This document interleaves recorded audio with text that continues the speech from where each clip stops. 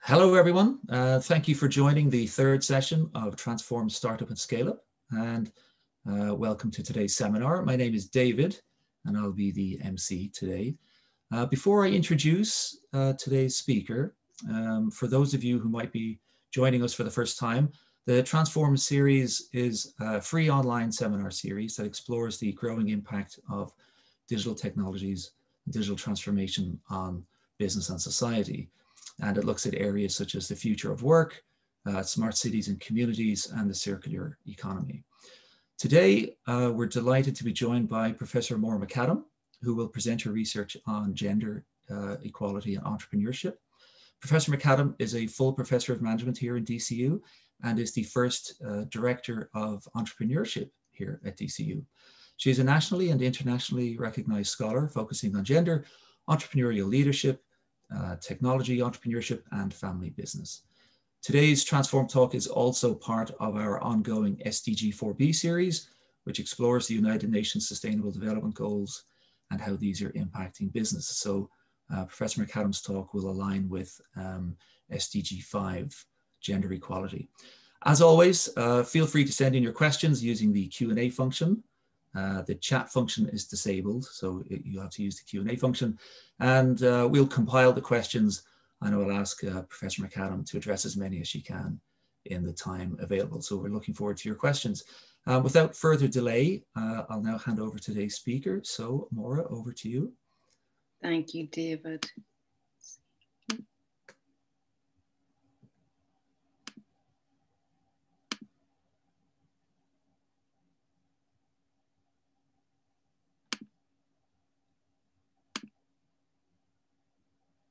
Okay, good afternoon, everyone. My name is Maura, and I'm a professor at DCU Business School. I'm also known as the curiosity-driven professor. I suppose you maybe call me nosy. I suppose the nice word is inquisitive. And an ex-boyfriend once said, Maura, you ask really awkward questions. But basically, I am interested in behavior, and it's entrepreneurial behavior. So it's the hows and the whys. As a result of that, I'm a qualitative researcher. So I'm interested in the lived experiences of entrepreneurs and also their stories.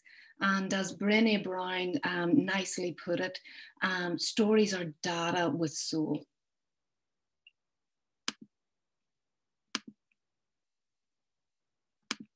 So I'm very much driven, or one of my key motivators is impact. This probably is informed prior to becoming an academic. I had a career in industry. So I'm very motivated about research that has real impact. And for the case of my own research, that is for the entrepreneurs that I am studying, researching, and working with, and also for the likes of incubators, which actually was my primary research focus and still very prominent in my research today. So I'm driven by real world issues. And one of the things that I love about research is the virtuous circle between my research informing real life experiences of entrepreneurs and also my engagement with the entrepreneurs actually informing my research questions as well. So that's something that would keep me excited. It allows my research to flow organically.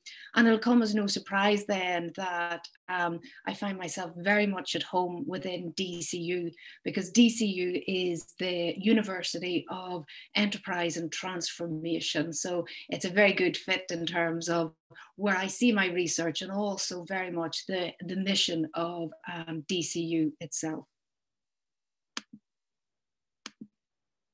So I'm talking today about Sustainable Development Goal 5 and also particularly how it influences my research and what that looks like within the entrepreneurship domain. So what is Sustainable Development Goal 5? It is to achieve gender equality and empower all women and girls. And basically what it states is regardless of where you live, gender equality is a fundamental human right. Advancing gender equality is critical to all areas of a healthy society, from reducing poverty to promoting the health, education, protection, and well-being of girls and boys. And one of the things, I suppose, if we look at this in terms, say, in entrepreneurship, or how does this, what does gender equality, inequality look like? Well, within organizational context, it could be workplace inequality, it could be occupational segregation, or the gender pay gap. So gender disparity is pervasive, and it is something that we need to challenge. It's something that we need to be aware of as well. So for example, my research in 2012 and 2015, for the first time, actually highlighted or underscored a gender data gap in incubators. And when we talk about business incubators and accelerators, they were very much previous to that time, were considered to be open for all. But my research actually revealed that the incubator was designed for the male tenant. And as a result of that, women were actually self-selecting out. So women in a lot of our contexts represent 50% of the population. And in fact, in Ireland, is probably closer to 51%. So this is where the likes of gender equality can actually be prominent. And it's something that we have to very much look at, because if the likes of incubators are only tailoring or catering for half of the population, there are half-truths. There's gender disappeared and there are silences. So I'll talk about this a little bit more as the presentation goes on. So one of the things that I think is very important and is very evident within entrepreneurship is that masculine norms keep us from gender equality. So whenever we think of entrepreneurship, it is considered a masculine domain. So the research of Helene Ahl in 2002, for the first time, it was a discourse analysis. So it looked at the key entrepreneurship journals. And after doing this discourse analysis, the words that were used to describe the entrepreneur were exactly the same words that were used to describe masculinity. So as she says, we think entrepreneur, we think male.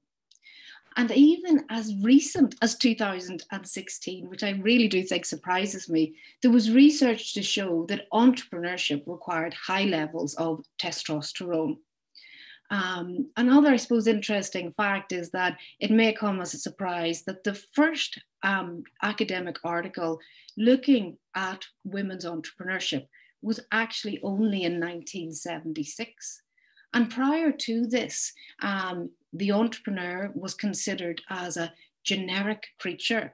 And as a result, women or women's entrepreneurship wasn't considered a category which merited investigation.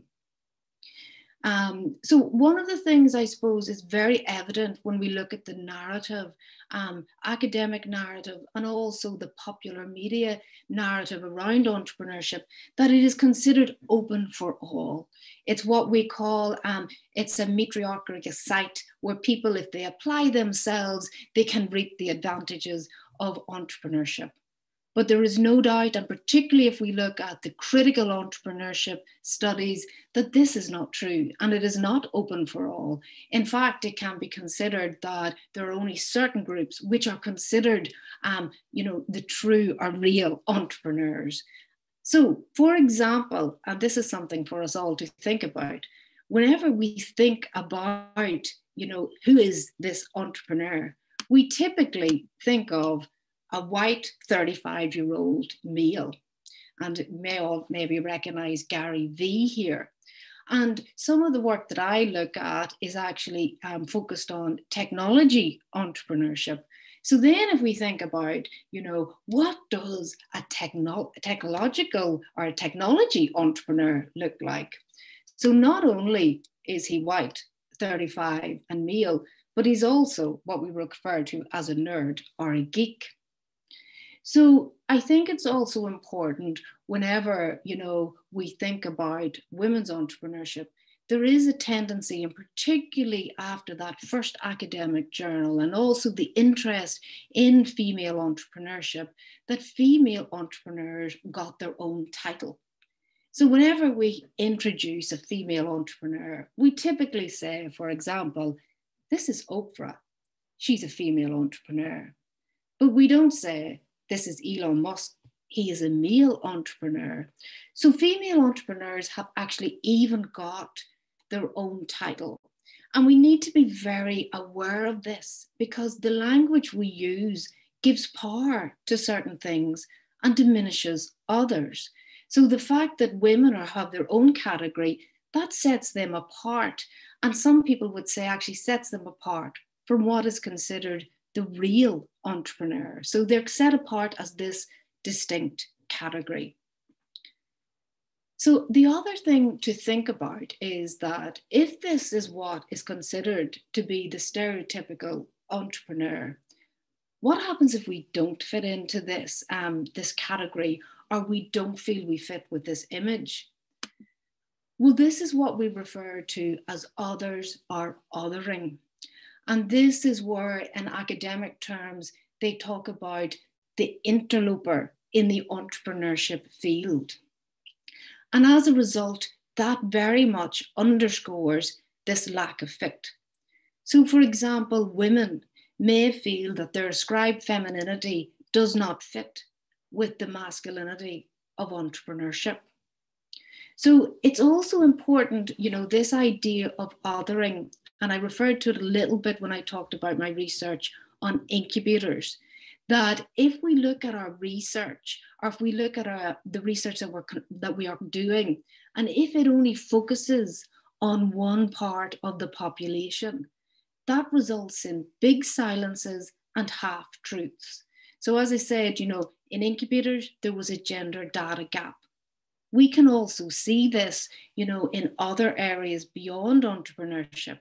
And there was research recently which looks at, and you probably have seen it, crash test dummies, and also even PPE.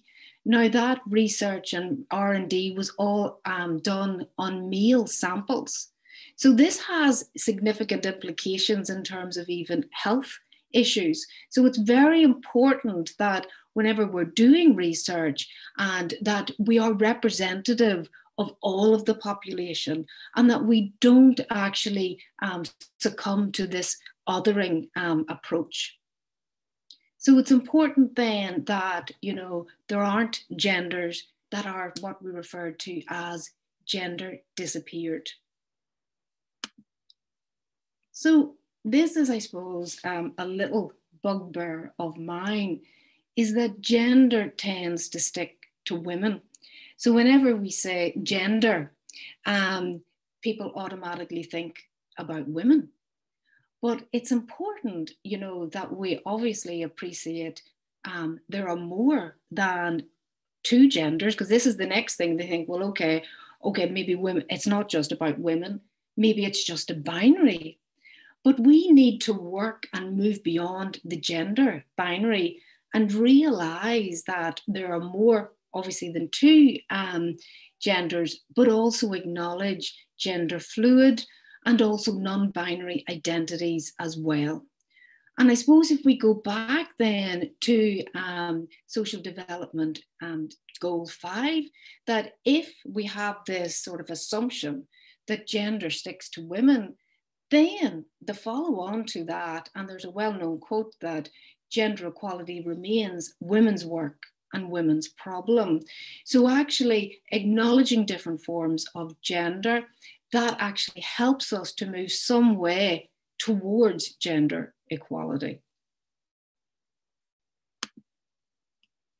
So the next thing that we have to be very aware of is that we have to stop treating gender as generic.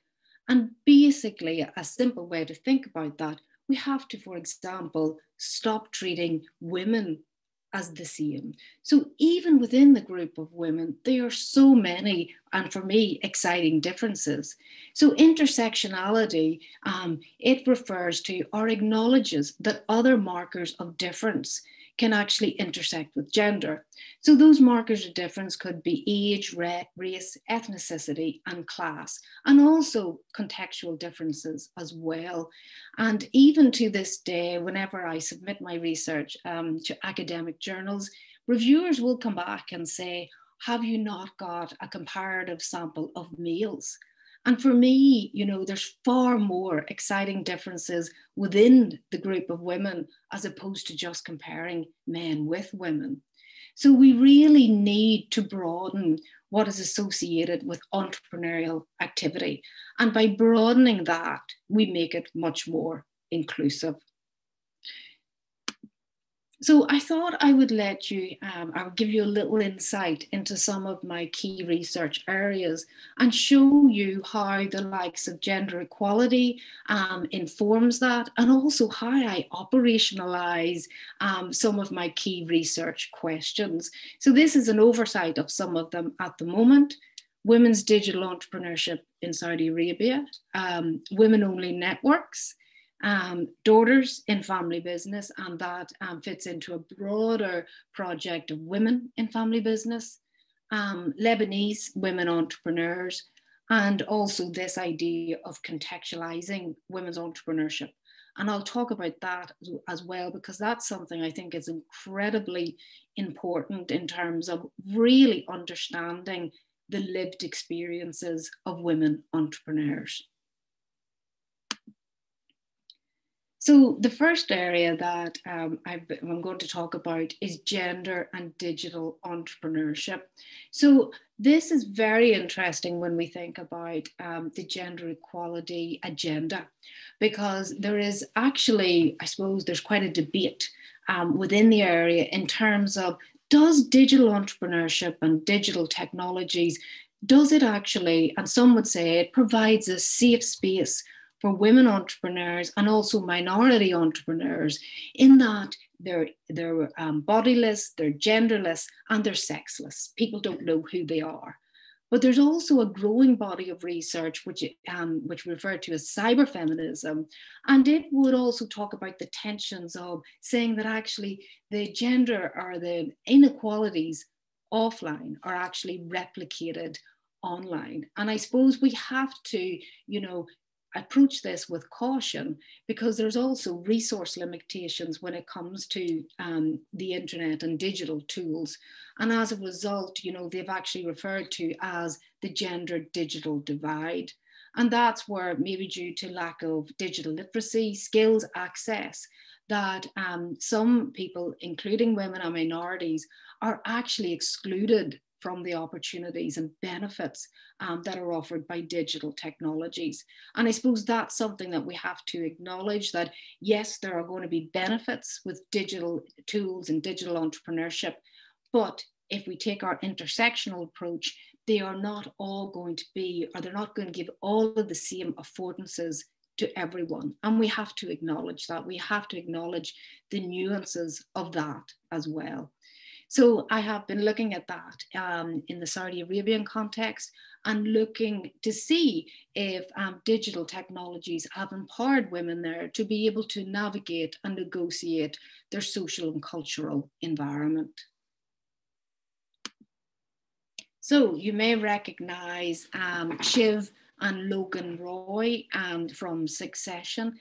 I obviously had to watch all 2 seasons of this as part of my research. It was a very nice part of my research, and this, I suppose, is one of my favorite projects. And within this, and I suppose this goes back to one of my earlier slides about the virtuous circle of research.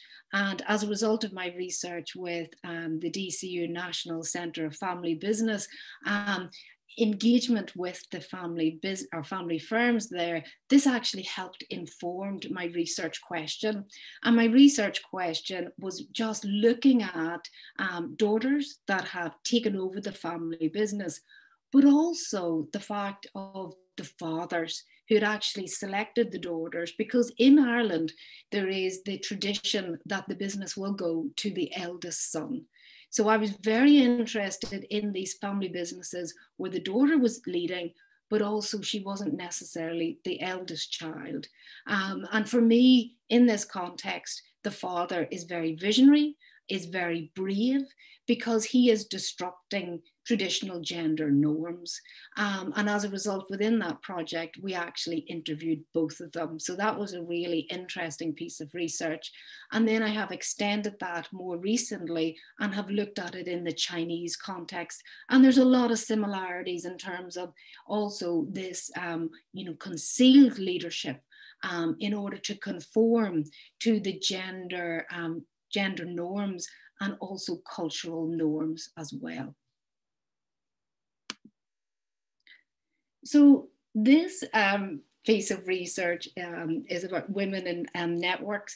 When I talk about the impact of my research, and I like to think of my impact goes beyond that of academia. And this research was actually featured in Forbes. It also was also featured in L'Express, which is the French version of Time magazine. And, whenever, and I have tried this out, I have piloted this with a few male colleagues and male friends. And I would say, do you think whenever a man thinks of what a woman does in a women-only networks, this is the sort of image or this is the sort of conception that comes to mind? And they all said, yes.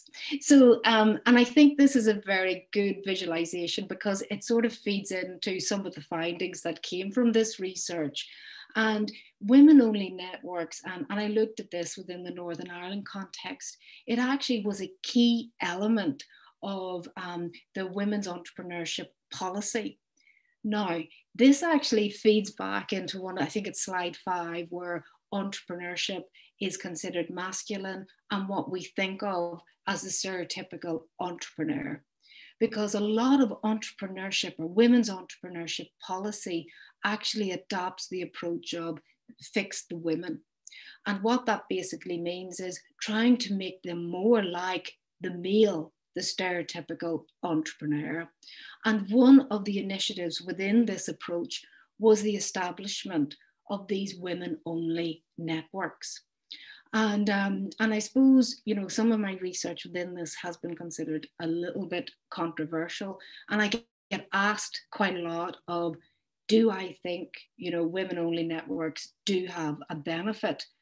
And I suppose for me, I do think that, people should be networking within an environment which reflects the whole ecosystem.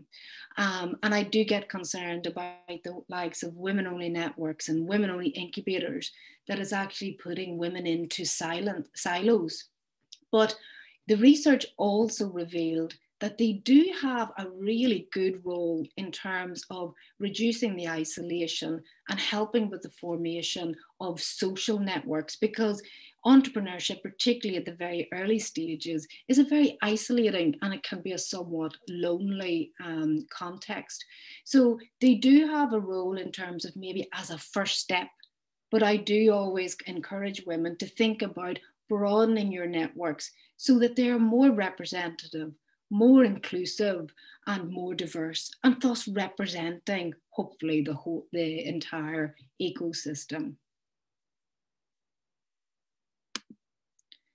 So the contextualizing of women's lived experiences. So this book is currently in print at the moment. And I was very adamant whenever I started this project that I wanted to put more emphasis on context and what we mean by context. And, as researchers, there's a tendency to think of context as a variable, as just the background. But for me, particularly when I'm thinking about the stories of my entrepreneurs, it's very much part of that story. So, and I like whenever, like Frederica talks about how context simultaneously can both enable and constrain opportunities. So context is much more than just a passing reference to a particular setting. And also that entrepreneurship or research is never conducted in a void. There's always a context there. And I'm very adamant about this idea of theorizing the context. You know, let's move it from just the background to actually being part of the story, but also how can we advance understanding as a result of the context. And the book actually is divided into 3 sections, and it talks about where it happens. And I suppose a lot of people, when they think of context, they think of geographical context, and that, I suppose, is where it happens element. The second element is who it happens to, and that's the entrepreneurs themselves. And that section actually acknowledges the agency of entrepreneurs in interacting and also enacting the context. And then the third section is when it happens, and this is the organizational context and the organizational configurations. So that could be family business and, for example, social enterprise as well.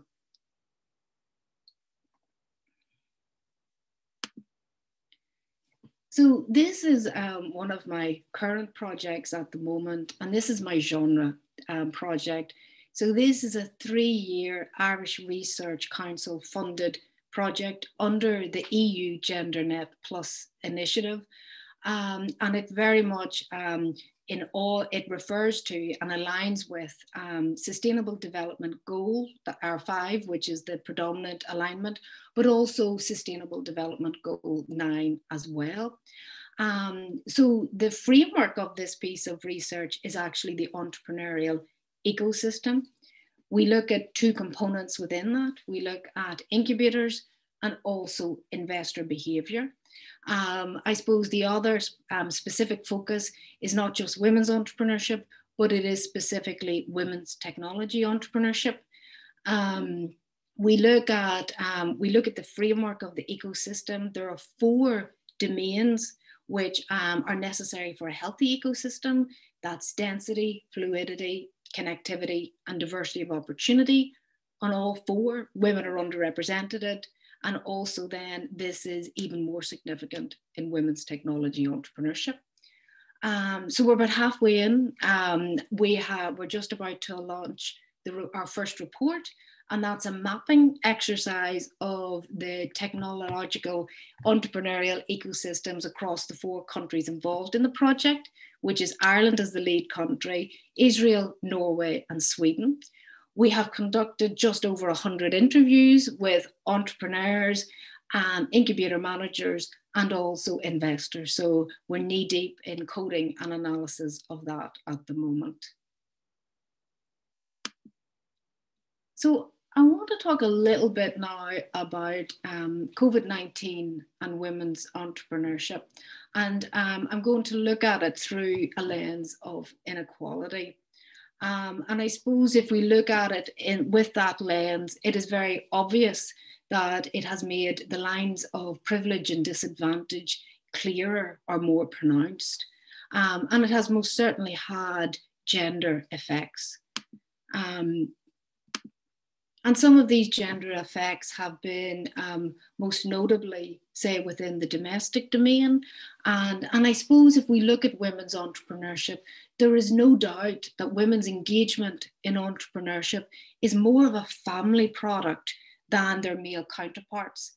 And as a result of that, and through the different lockdowns, women's domestic responsibilities have increased, have changed. And this has also, or obviously, affected their ability to engage in entrepreneurship. There has other vulnerable groups in terms of gig entrepreneurship and the precarious nature of that. Also then, some industries have been very negatively affected.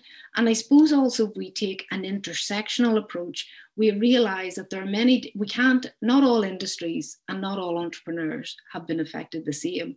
And in fact, some industries have actually been on a tailwind. But I think it's important that we acknowledge the nuances. But I do think that there are some positives that may come out of this.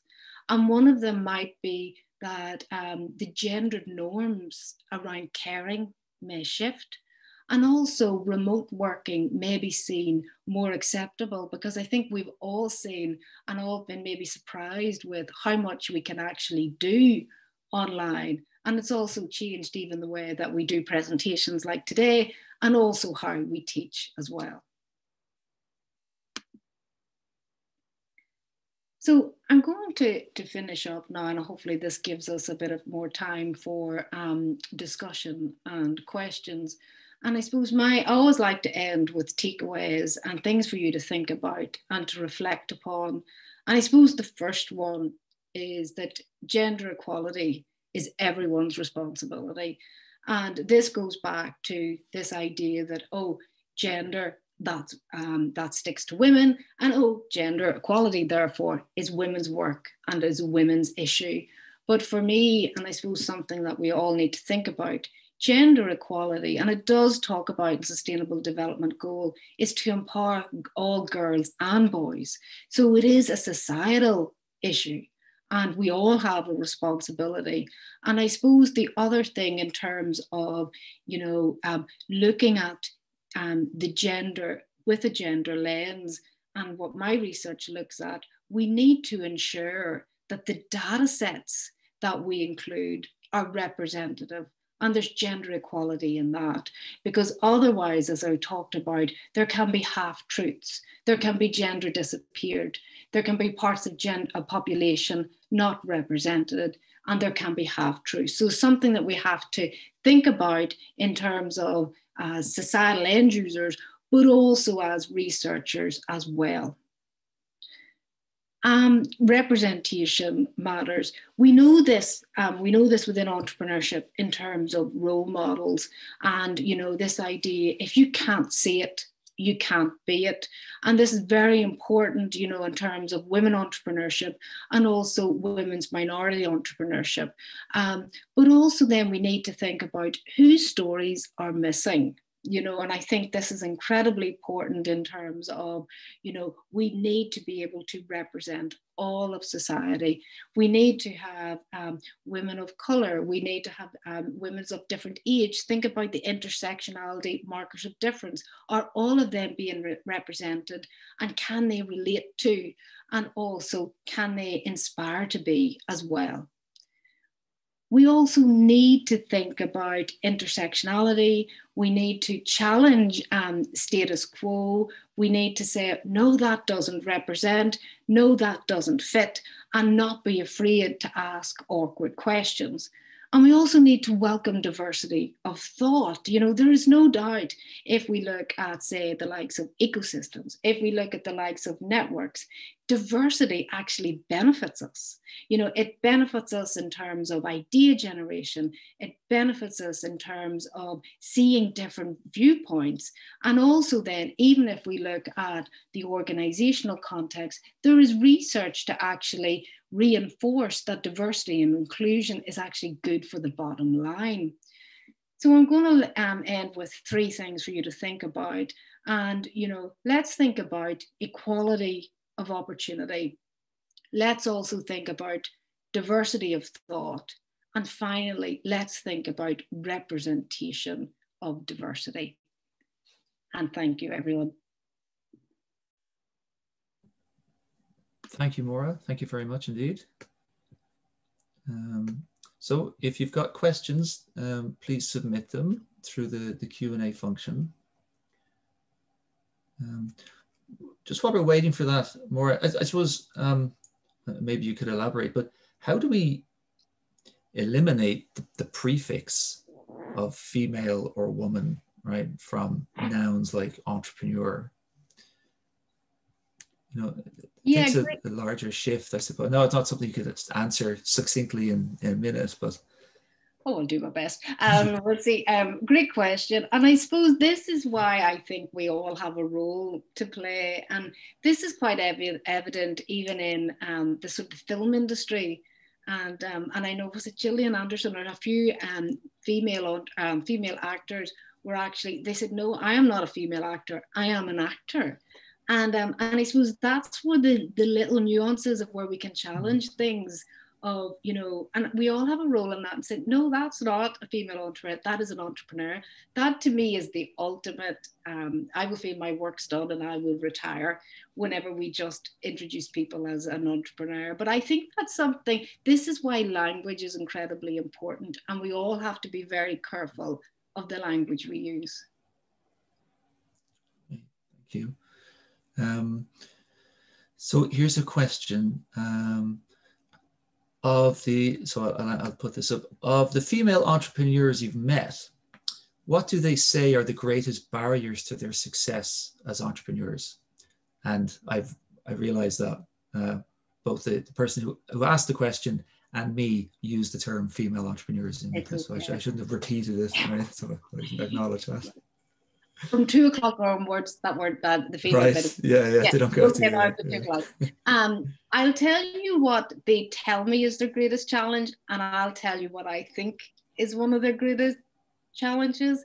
So most women and most entrepreneurs, to be honest, if you ask them what their greatest challenge is, they will say finance. And that's basically what they will say is finance. For me, and I suppose this, I think, goes back to my 5th slide about the stereotypical image of the entrepreneur. I would say that women are reluctant to own that actual identity of an entrepreneur. And I have seen so many times that they downplay, oh, this is my, or we say in Northern Ireland, this is my wee project. Now, this could be a 10 million turnover project, but this is my wee project. And I think it comes, they are afraid to actually claim that entrepreneurial personality. So I would do a lot of motivational talks, and I would say, you have permission now to actually claim the entrepreneurial identity and also own it. And we talk about that even in theoretical terms about, the claiming and the owning of the entrepreneurial identity. Okay. We have another question here. Praising your talks, you've got positive feedback. Question is, do you think there should be gender quotas within companies dominated by males? Or should the process be best person for the job? And you could probably extend that to industries too, but for the moment. This is something that comes up a lot. And also, this idea of meritocracy about merit, should it be a merit alone? And I heard it said so succinctly about a year ago, I just think there should be no gender quotas whenever we don't actually need them. So I think there probably is a role for them.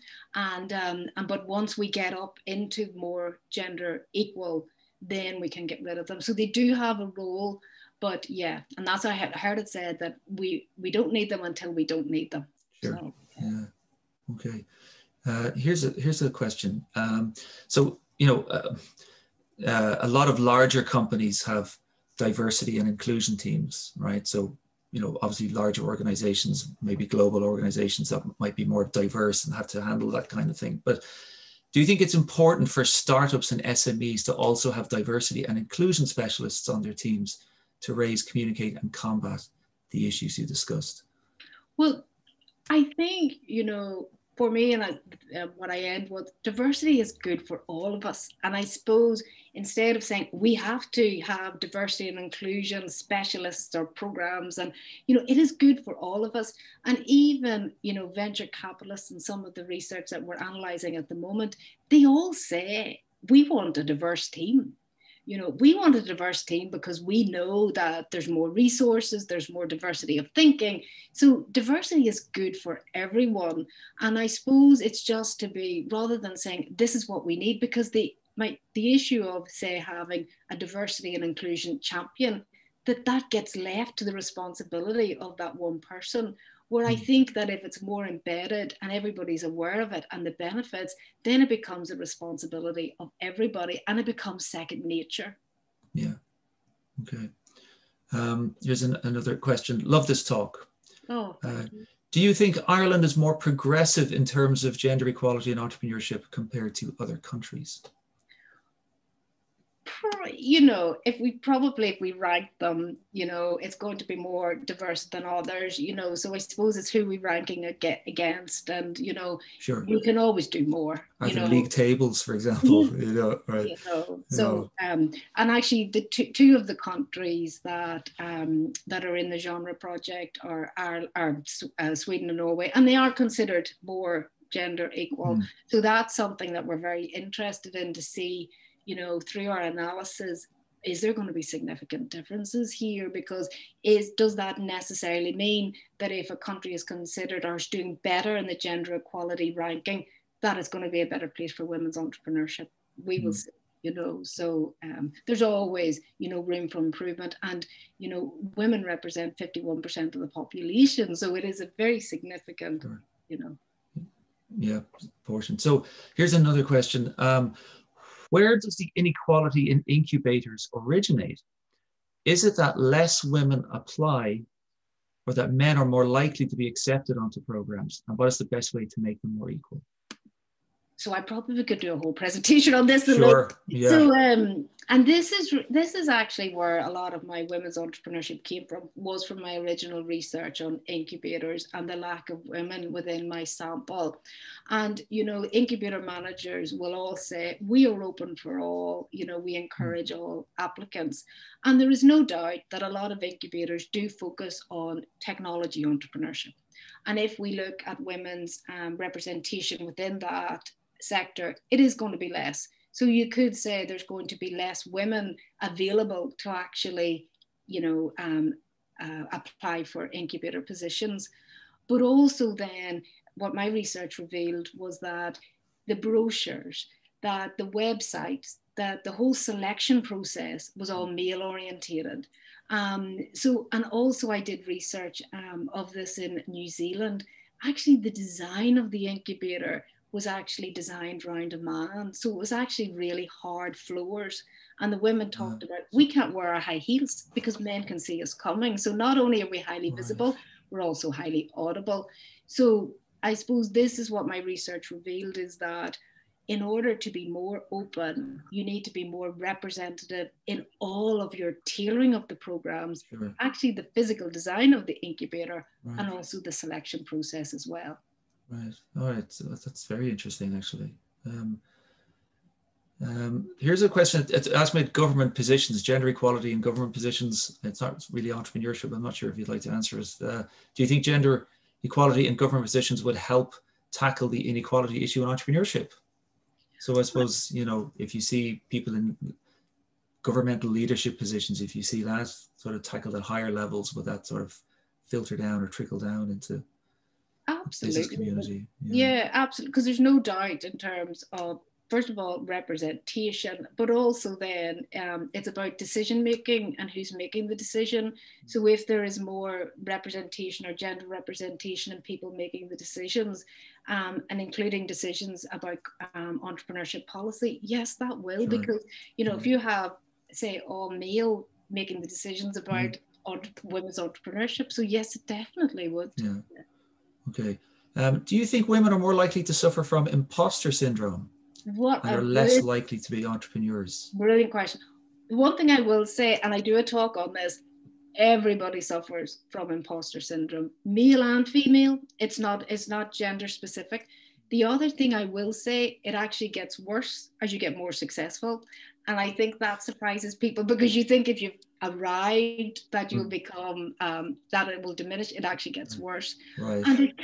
And it definitely can impact people's engagement with entrepreneurship, and it does enhance fear of failure. And yes, women are, there is some research to say women are slightly more risk averse and have more enhanced fear of failure.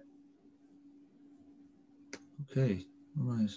The questions are coming in thick and fast. So here's one. So great talk, Maura. You mentioned can't see, can't be, and it made me think of the 20x20 campaign launched this year to champion girls and women in sport.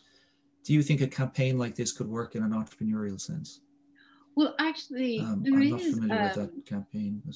There is actually, for me, sports and entrepreneurship are not two separate entities. And, EY particularly have been doing a lot of research in terms of looking at the transfer of, because all of those, the way I teach entrepreneurship is enterprise skills for life. So regardless of whether you become an entrepreneur, these are incredibly important skills for any career. And one of the things that, for me, that if you are involved in sports, you have all these great skills of team building and working on your own initiative. And there's research by EY to show that women and also men that have that are at the high level of the C-suite have actually either competed competitively at a college level or at a very high level. So there's definitely a transfer in terms of, you know, being really good at sport and competitive, and also having really good entrepreneurial skills. So it's basically you're transferring your skills to But to be able to see that, because I would have a lot of students and they say, oh, I spend all my time with my sport, and then I'm thinking, imagine writing that with your CV. Like, there's so much there to be able to be very attractive to employers. Right. Here's a question, and it's kind of it touches on, I suppose, the role of government and whether like a regulatory intervention might be a solution. So hi Maura, really enjoyed your presentation. Since 2018, the Icelandic government has established a new system called pay equality certification. I'm not going to pronounce the Icelandic term for that. Women and men should be treated as equal in either working conditions and payment. Any company who has over 25 employees have to prove themselves as paying an equal salary between men and women. And if so, the government would give them pay equality certification. Do you think this is a good policy? And is it a good solution for, you know, to address gender equality? It's sort of similar to the gender quotas, isn't it? And it's, and I suppose, you know, there's going to be, we can see there's a lot of merit, and I suppose the gender pay gap is something that is still very significant. I'd be interested in seeing, because that's 2018, the results of that, and see it before we would actually maybe implement it. But it would be interesting to see what the actual impact of that. But I suppose we just, you know, it is that idea of how do we get to gender equality? How do we get to it quicker? And how do we make people responsible, whether it's organizations or whether society for that? Sure. Yeah. And then I think as a perfect follow on to that question is the last one. So the last one, talk about world peace. Is a world with perfect gender equality attainable? Well, I hope so. Well, yes, we would like to think that it is, but obviously, I suppose when we think of gender equality, it intersects many different domains. So saying that, you know, we have to think about it, how it manifests. So we may be able to get it in some areas quicker than others, but I think it's also appreciating the different forms of it. And also, you know, and also where we're not, there might be areas that we're doing better and areas that we're not. So I would like to think that it is. We've seen quotes before that it's going to be maybe 30 to 50 years until it is achieved. But all we can do, and I think as all of us can do, is we all can play our part within that and see that we all have a responsibility. Okay. I think we've one question coming in. This one's about, I suppose, the role of the man and the woman in the house and the sharing of housework and house management. What can those women who do more of the housework, house management than their male partners do to get their partners to pull their weight to allow women to free up their time and energy and mental space for their entrepreneurial endeavors? Fair question. Does lots of it start in the home? Yeah, I think particularly because I had said there's definitely that women's entrepreneurship is more of a family product than, say, their male counterparts. And we talk about this idea of enterprising households. And, you know, and I was speaking to an entrepreneur recently, and she was saying, you know, during the first lockdown, that, you know, oh, my husband, he had the home office and I was working off the kitchen table. And I suppose, yeah, it's trying to be aware of, first of all, the domestic responsibilities, and also how they can actually take away from your time to get involved in entrepreneurship. But I suppose with that, it's very much, it's up to the individual in terms of how they juggle those household responsibilities. And I suppose as a researcher, my responsibility is to acknowledge that, and also to realize that no two entrepreneurs have been affected by COVID in the same way. Mm. Okay. So I have one question here, and I think it was written by a man. So it's not, so I'll ask it anyway. Hi Maura, great presentation. Do you think gender equality issues being primarily focused at the business sector may give an unfair representation of the overall gender equality conversation. For example, the education sector is over 75% occupied by women. So what is the question? Do you think gender equality? So if I was to paraphrase, it's if we're talking about the imbalance in business, however, there's a surplus of females in other sectors such as education. So if we're talking about the lack of, say, if we're talking about in a business context, does that skew the conversation or the perception of the conversation that it's overall it's imbalanced? Well, no, because I think what is sort of hinting there that, you know, there might be female type jobs and male type jobs. And I also then with the education sector, yes, there might be more females in that, but we have to also look at the higher levels in the education sector, and we will see that there's more probably males in the higher levels. There may be more women in the whole sector, but it's also those higher levels of management, whether it's education or business, that we need greater representation. Okay, so I think we'll leave it there. Just in the interest of time, I'm conscious. So I think so. I would say just before I wrap up, thank you all of you for your questions and your participation. Thank you to Maura for taking the time to give us a very insightful and interesting presentation that I hope we'll see. Certainly for white males in the audience, we'll see a shift in how we think, and the language that we use, because it's applicable to everyone, I suppose, not just males. So again, thank you, Maura, and thank you to everyone. For those interested, we have more sessions on Transform, Startup and Scale Up taking place for the rest of the week. So it will go until the end of the week. Tomorrow, we have Dr. Catherine O'Keefe. On Friday, we have a panel with Daniel Kine, founder and CEO of OpinionX, Ciara Sheehan, founder of Orb Media, and Wendy Slattery, co-founder and CEO of Beauty Buddy. And they're discussing the challenges and opportunities in running a startup during COVID. Also, call to DCU students that may be in the audience, just to let you know that DCU holds a weekly startup clinic for students who have commercial or even social business ideas. So if you're interested, contact ustart@dcu.ie. So that's the letter U for umbrella, ustart, one word, ustart@dcu.ie for information on the clinic times and how to access them. The Transform series will, it'll finish on Friday and then start again December 7th with the Future of Work theme. And so we'll circulate registration links through DCU Business School and the .lab channels. And I think I'll say a final thank you to our speaker today, Professor Maura Mcadam. And thank you all for joining us. And in the meantime, before I see you again, stay safe and stay well. Thank you. Goodbye.